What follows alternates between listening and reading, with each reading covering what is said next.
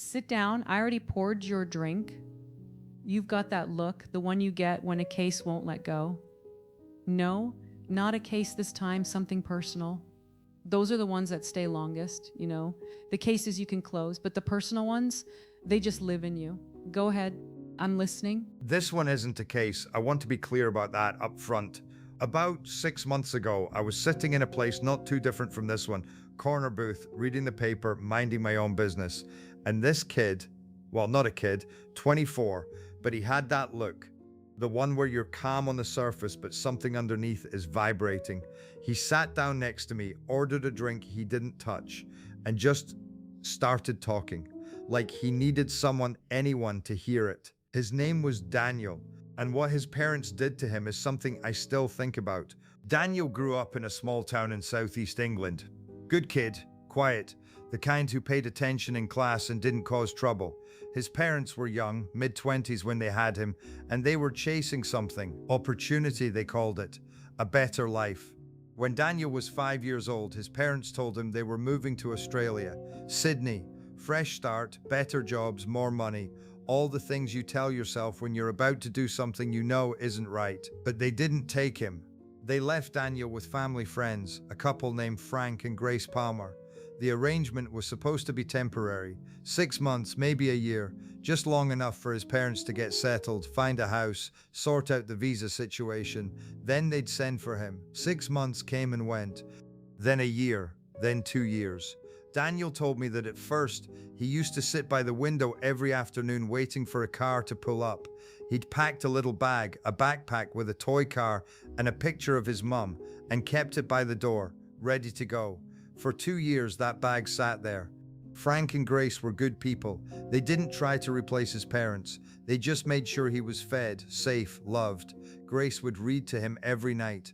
Frank coached his football team on weekends. They treated him like their own while being careful to never say he was.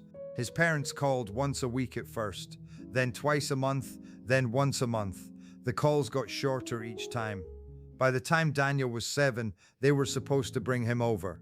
That was the plan. Age 7, everything would be ready. Then his mother got pregnant. They called the Palmers and explained that a newborn and another child was too much right now. They needed more time. Daniel was 7 years old and he'd just been told, not directly, never directly, that his parents couldn't handle him and a baby at the same time. So the baby won. And Daniel waited. 2 more years. He was 9 when they finally brought him over. 9 years old. And he was walking into a house in suburban Sydney to live with 2 people he barely remembered and a sister he'd never met. Her name was Megan. She was about a year old, crawling around the living room in a pink onesie, and his parents were cooing over her like she was the center of the universe. Which, to be fair, she was. She always had been. Daniel told me the first thing he noticed was the photos on the wall. Megan's first steps. Megan's first birthday. Megan in a little yellow dress, Megan with mum, Megan with dad, Megan with both of them, all 3 smiling, not a single photo of Daniel. He said he didn't cry, not then. He just looked at those walls and understood something that most kids shouldn't have to understand at 9. He wasn't part of this family. He was a guest in it. The first year was rough. His parents, Craig and Diane, forgot to pick him up from school, not once, 3 times. When Daniel asked about it, his mother said, "We're just not used to having you around yet," like he was a new appliance they hadn't figured out where to put. And then it got worse. Diane was going through something, depression maybe, or just the stress of a life that wasn't turning out the way she'd planned. Daniel didn't know and wasn't old enough to diagnose it. What he knew was that when he forgot to mop the floor or left his sister's toys out, his mother would scream at him. Not yell, scream. The kind of screaming that makes a child's hands shake. And one night, after he forgot to clean up a mess in the kitchen, she looked at him and said something that no parent should ever say to a child. She told him he should end himself. He was 10 years old. Interesting how too much to handle only ever applied to him. Daniel spent 3 years in that house. 3 years of being the afterthought. 3 years of his sister getting bedtime stories while he got core lists. 3 years of walking on eggshells around a woman who could go from calm to volcanic in a breath. He told me that by 12 he'd stopped being scared. He wasn't angry either. He was just done, finished. He'd arrived at a conclusion that most adults never reach, that some people aren't capable of loving you the way you need, and no amount of waiting will change that. So at 12 years old, Daniel sat his parents down and told them he wanted to go back to the Palmers. I asked him what the reaction was. He said his mother cried. His father just nodded, like he'd been expecting it, like it was easier this way. Around the same time, Diane got pregnant again. A second sibling Daniel would barely know. And within a few months, Craig and Diane agreed that it would be best for everyone if Daniel went back to England. Best for everyone, that's how they framed giving up their son for the second time. The Palmers took him back without hesitation. No conditions, no guilt, no we told you so. Frank picked him up at the airport, put a hand on his shoulder and said, "Your room's exactly how you left it." That was it. That was all he needed to say. Over the next few years, Craig and Diane sent money monthly, support payments for the child they'd given up. Then quietly, they signed away their parental rights. The Palmers became Daniel's legal guardians. The monthly payments continued for a while, then stopped. The Palmers didn't chase it. They didn't need the money. They just needed Daniel. And Daniel needed them. He rebuilt. That's the word he used, rebuilt. Like he'd been something broken that required assembly. He threw himself into school, made friends. A tight group, 4 girls, 3 boys. The kind of crew that becomes your chosen family when your blood family fails you. They went on trips together, roasted each other mercilessly, had inside jokes that took 10 minutes to explain. Physical, loud, profane, and fiercely loyal. That was Daniel's world. Frank and Grace never tried to make him forget his biological parents. They didn't badmouth Craig and Diane. They didn't compete for the title of mum and dad. They just showed up every day in every way that mattered. And Daniel slowly stopped waiting for a car that was never coming and started living in the house he was already in. He told me that by 18 he'd made peace with it. Not forgiveness, peace. There's a difference. Forgiveness means you've processed what happened and let it go. Peace means you've built a life good enough that the old wounds don't bleed anymore. By 24, Daniel had a career, a flat, friends who'd take a bullet for him, and 2 people he called mum and dad who had earned those titles the hard way. And then a message popped up on Instagram. It was Megan, his biological sister. She'd found him online and sent a message, simple, polite. "I know this might be weird, but I'm your sister and I'd really like to get to know you." Daniel told me he stared at that message for an hour. He didn't feel angry, didn't feel excited, just felt cautious. Megan was about 15 at this point. She'd grown up in that house with Craig and Diane, but she'd grown up as the wanted child, the kept child. She'd had the bedtime stories, the photos on the wall, the parents who stayed. He wrote back. They talked for a few months. Surface level stuff at first. What music she liked, what school was like, whether she had a dog. Then Megan asked if she could visit, come to England for a few weeks. Craig and Diane gave their permission. Daniel said yes. Against his better judgment, he said yes. She stayed 3 weeks. And from day one, it was wrong. Not hostile, not cruel, just wrong. Like 2 people speaking different languages and pretending they understood each other. Megan had grown up with a very specific version of reality. In her version, Daniel had left because he wanted to. Because he'd bonded more with the Palmers, because he was difficult and unhappy and chose to go.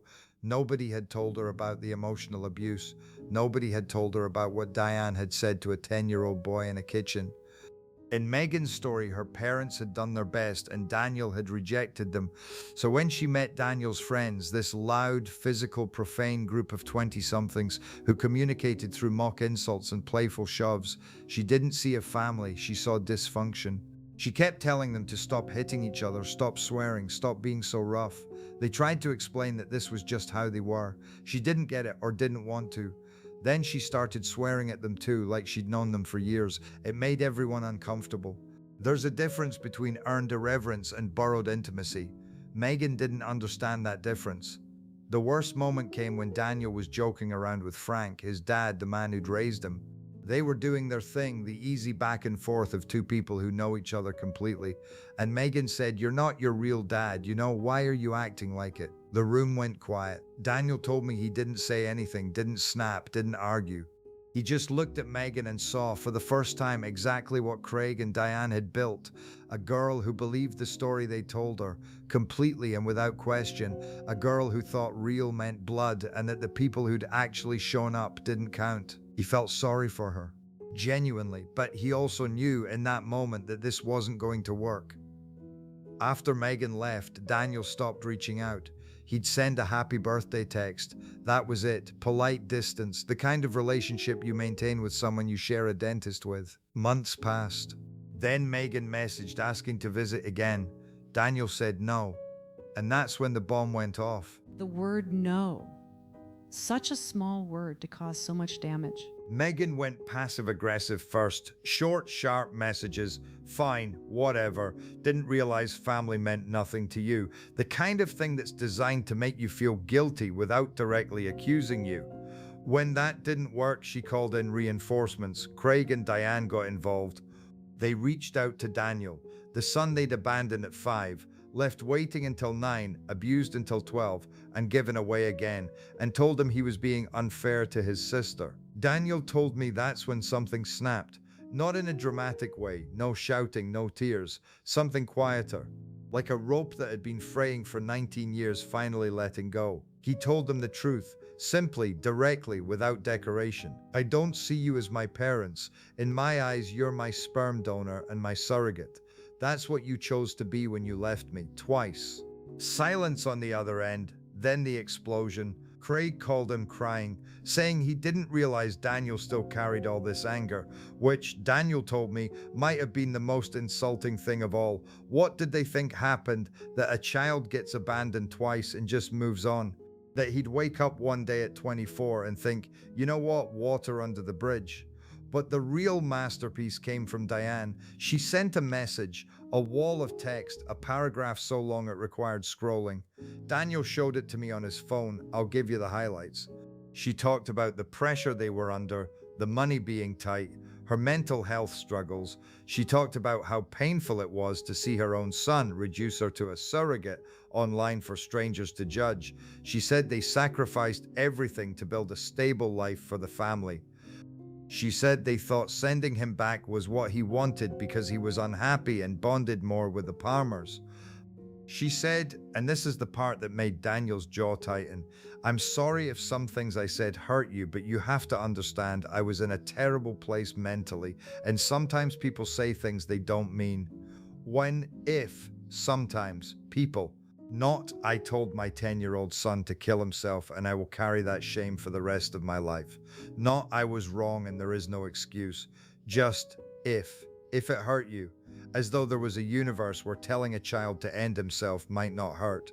When Daniel read that message 3 times, and he told me that with each reading he felt lighter, because he'd spent years wondering if maybe he was being too hard on them, if maybe he should try harder, be more forgiving, let it go.